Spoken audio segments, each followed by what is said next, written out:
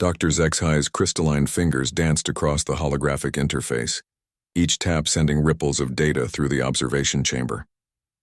The Vorthak scientist had spent 3 solar cycles designing this particular torture, though they called it psychological evaluation in their reports to the Galactic Council. Subject 7749 remains conscious, announced the monitoring AI in its cold, mechanical tone. Neural activity patterns show continued resistance to Protocol Omega-7. Zexhai's mandibles clicked in frustration. The human had been subjected to their most advanced psychological warfare for 47 standard hours.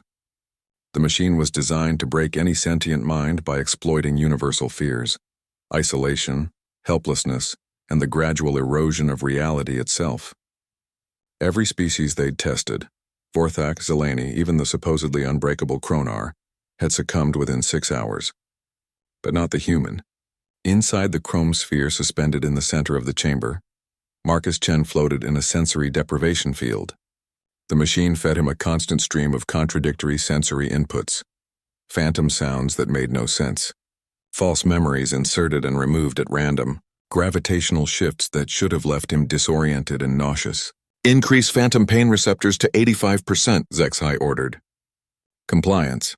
Warning. This level exceeds safety parameters for most known species. The human is not most species, Zexhai muttered, though doubt crept into their synthesized voice. The machine's purpose was twofold: to study human psychological limits for potential military applications, and to prove once and for all that humans were no different from any other species in the galaxy. The Terran Federation's recent victories against the hegemony had been dismissed as luck or primitive cunning. This experiment would demonstrate that humans could be broken just like anyone else. Inside the sphere, Marcus felt the machine's latest assault. Electrical fire raced along his nervous system, while the chamber whispered impossible geometries into his mind. Most beings would have screamed, begged, or retreated into catatonia. Instead, Marcus began to laugh. The sound echoed through the monitoring chamber, causing several Vorthak technicians to step back from their stations. It wasn't the bitter laughter of madness or the hollow chuckle of defeat. It was genuine amusement. "Fascinating," Marcus said, his voice carrying clearly through the chamber's speakers. "Your machine is trying to convince me that up is down and red is blue. But here's the thing, I'm from Detroit." Zexhai's primary eye stalk swiveled toward the central display. "Explain the reference." The AI processed the request. Detroit, former industrial center on Earth. High crime rates, economic collapse, extreme weather variations, and social upheaval spanning multiple centuries. "Where I come from," Marcus continued, his voice growing stronger despite 47 hours of torture. "Reality didn't make sense on a good day. You think phantom pain bothers me? I worked 3 jobs just to afford my mother's cancer treatments. You think isolation scares me? I spent 2 years homeless, sleeping in places where human beings weren't supposed to survive." The machine detected Marcus's heart rate stabilizing. His brain patterns showed not breakdown, but adaptation. "Your machine keeps showing me memories that aren't mine," Marcus said, almost conversationally. "But the thing is, I've got my own memories, real ones, and they're worse than anything you're programming."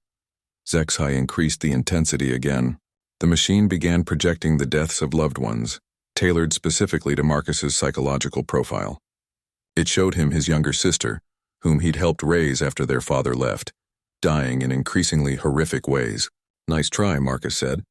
"But Jenny's an engineering captain on the Prometheus. I got a letter from her last week. She's designing better armor for people like me, people who volunteer to be in places like this so others don't have to be." The monitoring systems began to emit warning signals. Not about the subject, about the machine itself. "AI, report status of psychological evaluation protocols," Zexhai demanded. Anomalous feedback detected. The subject's resistance patterns are causing recursive loops in the reality distortion algorithms.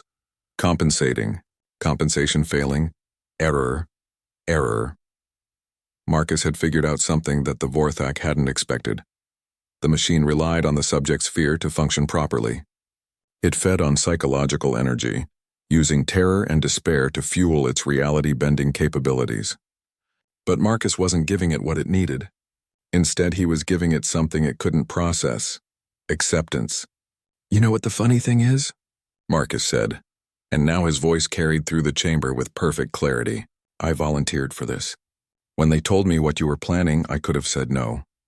But I've seen what happens when people like you get to hurt innocent folks unopposed. The machine began to stutter. Reality flickered in the chamber. The clean white walls began showing stress fractures. I've been scared before. Real scared. I've been hungry, cold, alone, and desperate. I've buried friends and watched dreams die. But I'm still here. And you know why? The machine's hum rose to a painful whine. Several monitoring stations exploded in showers of sparks. Because humans don't break. We bend, we adapt, we find a way.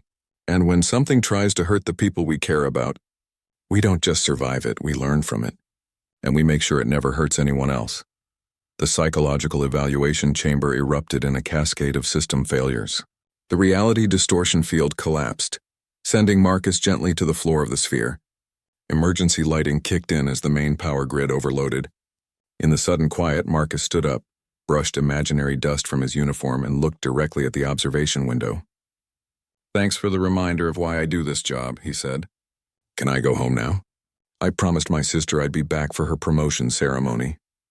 Dr. HFY stared at the wreckage of their most advanced psychological weapon, broken not by force or cunning, but by something they'd never encountered before. A human who had already survived worse than anything they could imagine. The experiment was indeed over. But the wrong subject had been broken. As security drones moved to escort Marcus back to his transport, he paused at the observation window and offered something that made HFY's mandibles freeze in place. A genuine smile. "Next time," Marcus said, "maybe try asking nicely first. We humans tend to be a lot more reasonable when you're not trying to torture us." The machine's final report, filed automatically before its complete systems failure, contained a single recommendation that would change the hegemony's entire approach to humanity. Species classification: unbreakable. Recommend immediate diplomatic contact.